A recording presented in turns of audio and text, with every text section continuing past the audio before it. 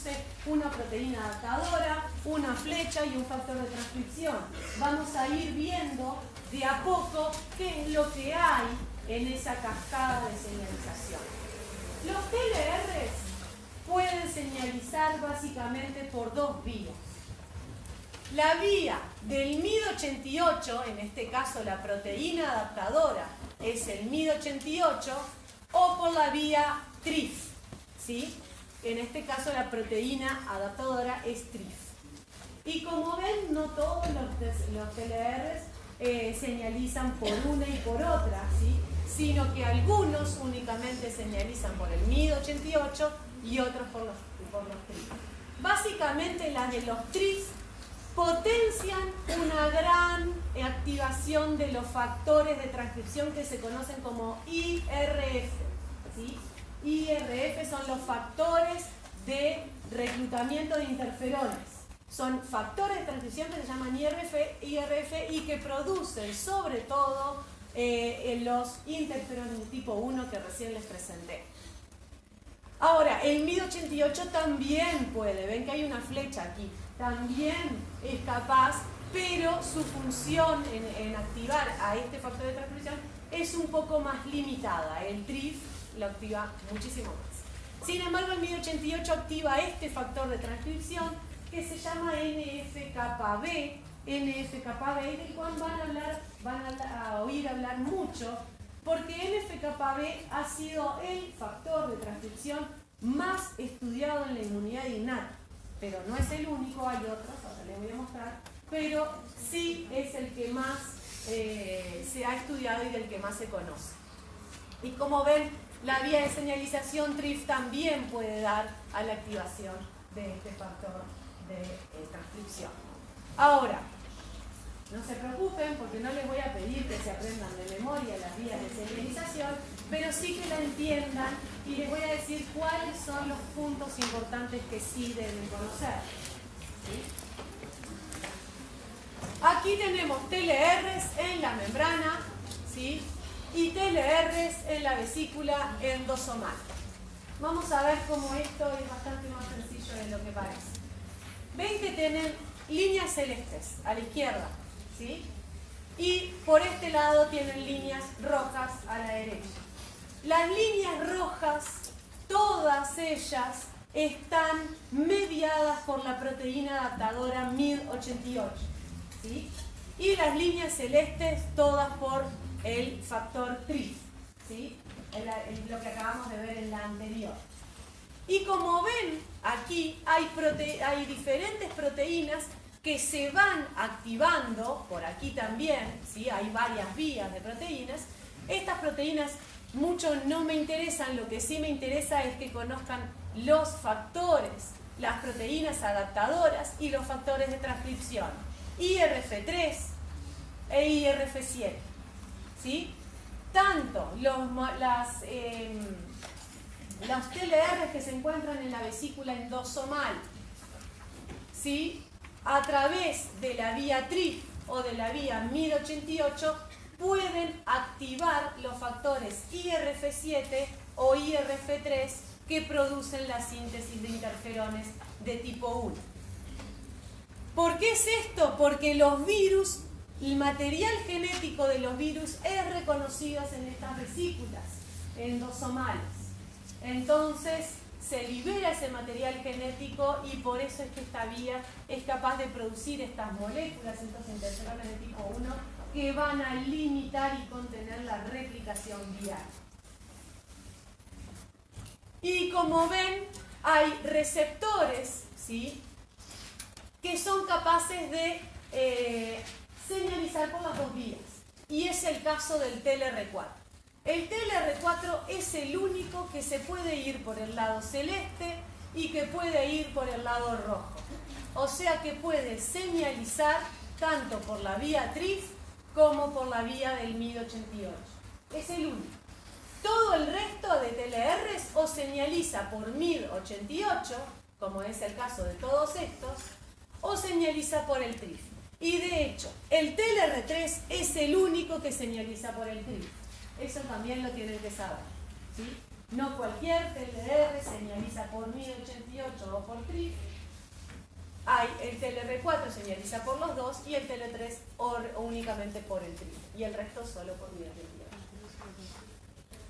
Entonces, siguiendo estas vías de aquí, confluyen en esto, en los factores de transcripción. NF-κB ya se los introduje, el factor de transcripción más estudiado y el primero a ser identificado en las vías de señalización de los leucocitos innatos.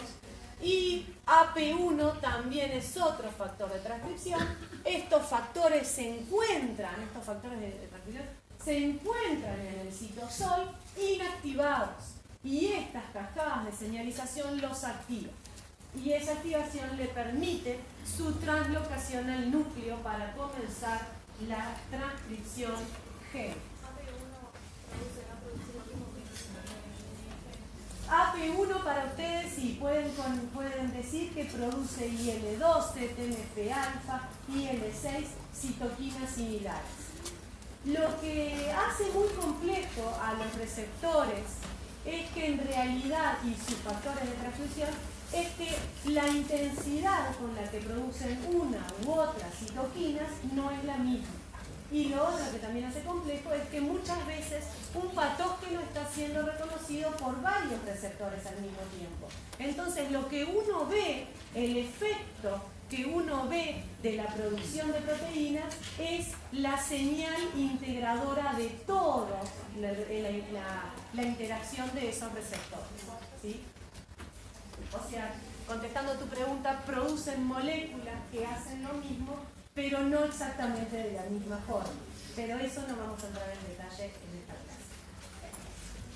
Bueno, ahora vamos a pasar a los CLRs que están aquí y como les dije, son receptores que reconocen esencialmente carbohidratos, ¿sí?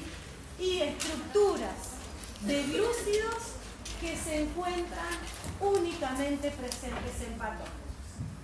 Los receptores de tipo lectinas C son receptores que básicamente se encuentran anclados a la membrana plasmática.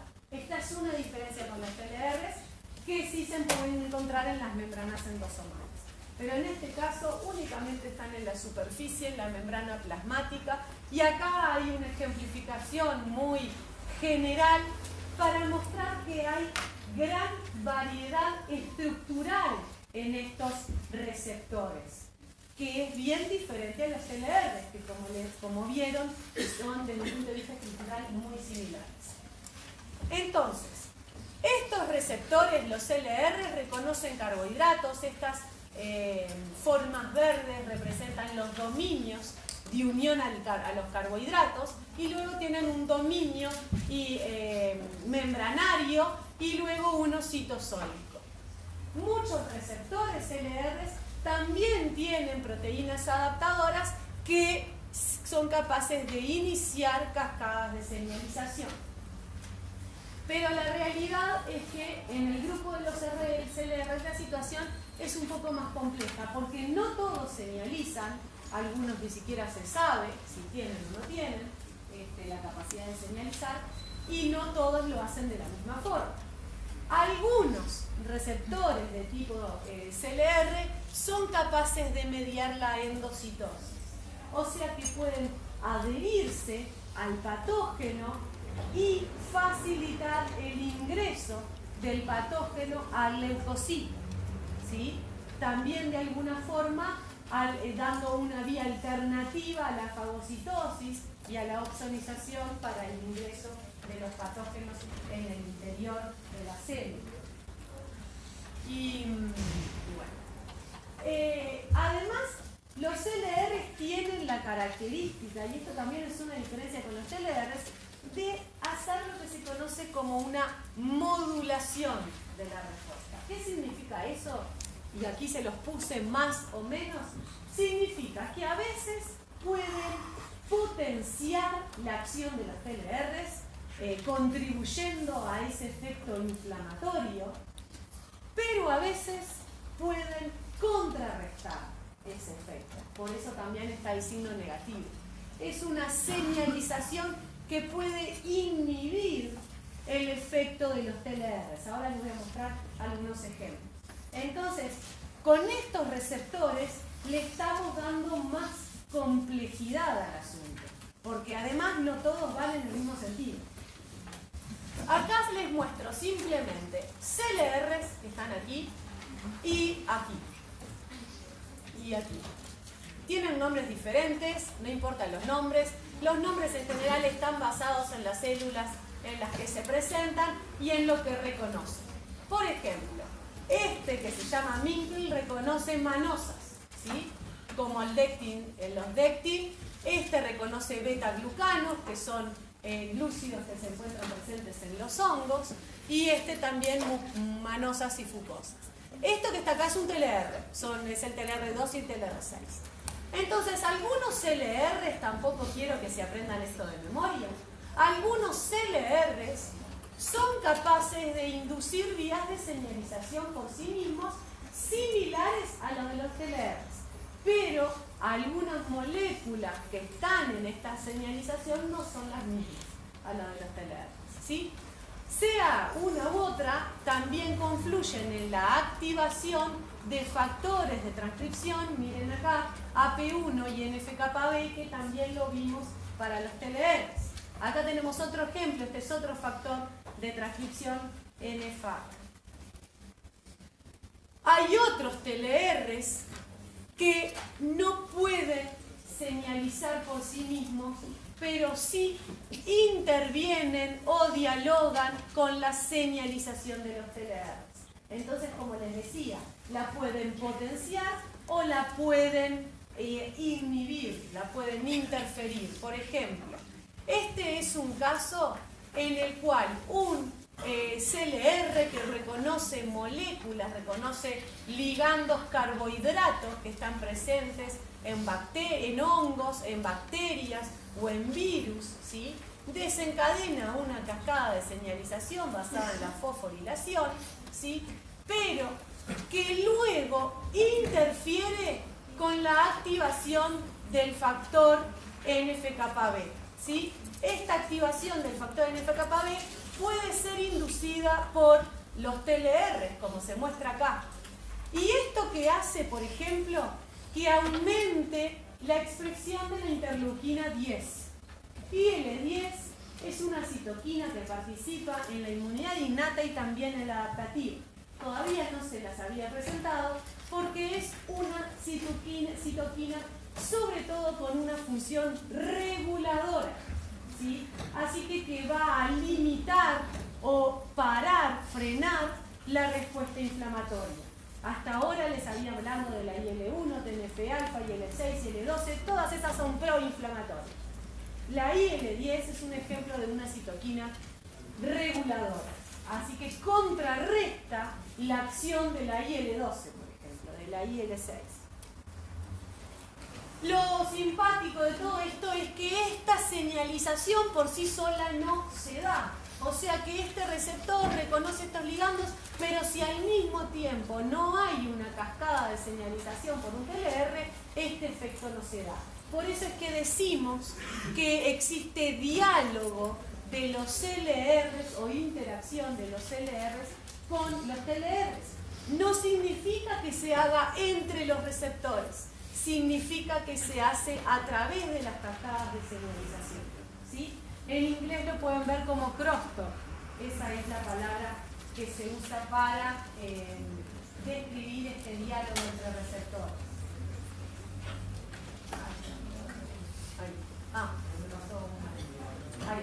Este es otro ejemplo, ¿sí? No quiero que se aprendan las moléculas de memoria, quiero que entiendan el concepto. Vamos a pensar sobre el concepto general. Este es otro ejemplo. Aquí tenemos un CLR y aquí tenemos un TLR.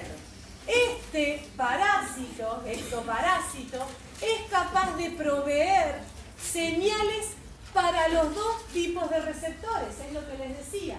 Un mismo patógeno tiene moléculas que pueden ser reconocidas por receptores de la inmunidad innata diferentes, ¿sí? Entonces, provee ligandos para el receptor este, que es un CLR, y ligandos para un TLR, ¿sí?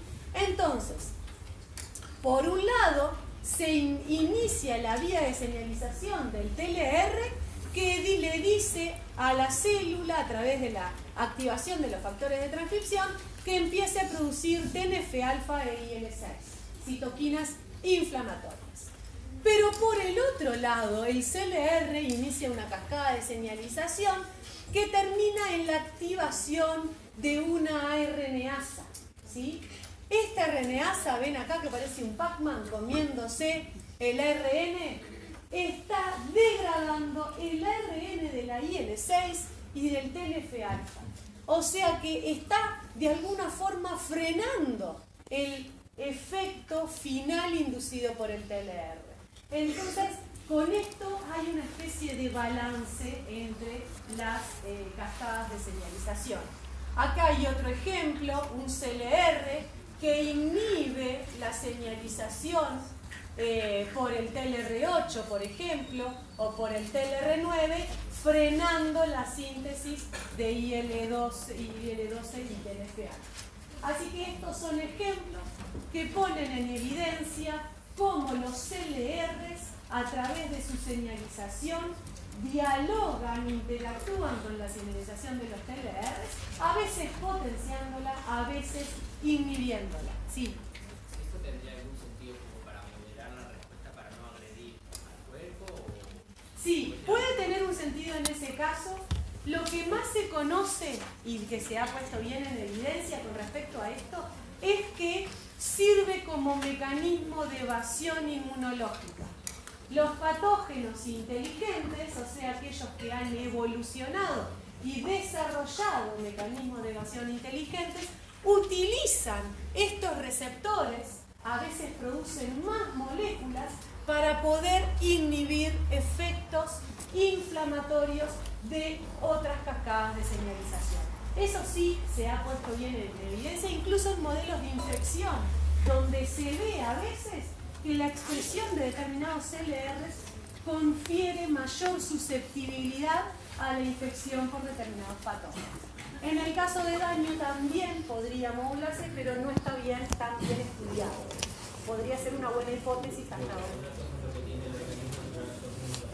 Exactamente, exactamente.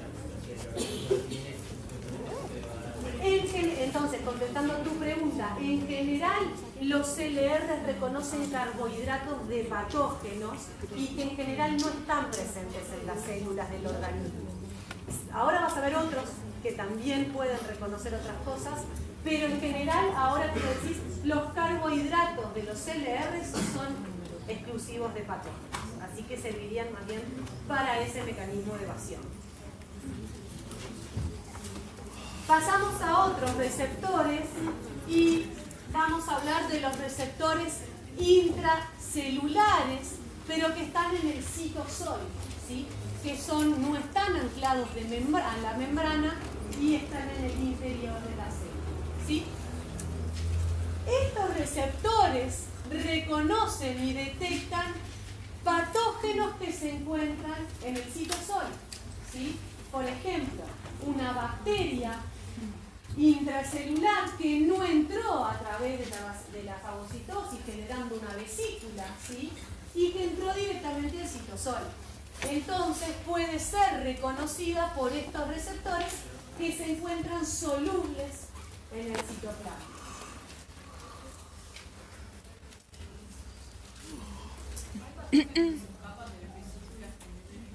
Hay muchos patógenos que tienen un mecanismo de evasión a través del escape del fagolisosoma.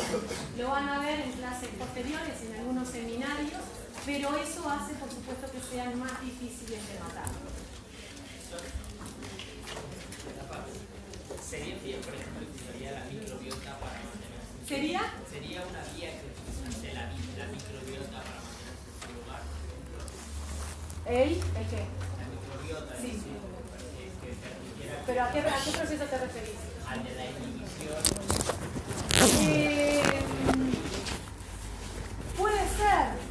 Puede ser. En realidad, en general, la microbiota expresa moléculas. A ver, el compañero preguntó si la microbiota podría interaccionar con los CLRs y modular la acción, limitar la acción inflamatoria de, por ejemplo, los TLRs. Puede ser, eso está detectado desde un punto fisiológico, o sea, como un todo, todavía no está del todo evidenciado.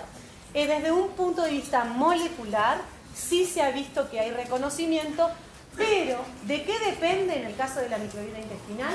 De los leucocitos que estén en el epitelio intestinal y de los receptores que expresan. Muchas veces la expresión de estos receptores innatos se induce bajo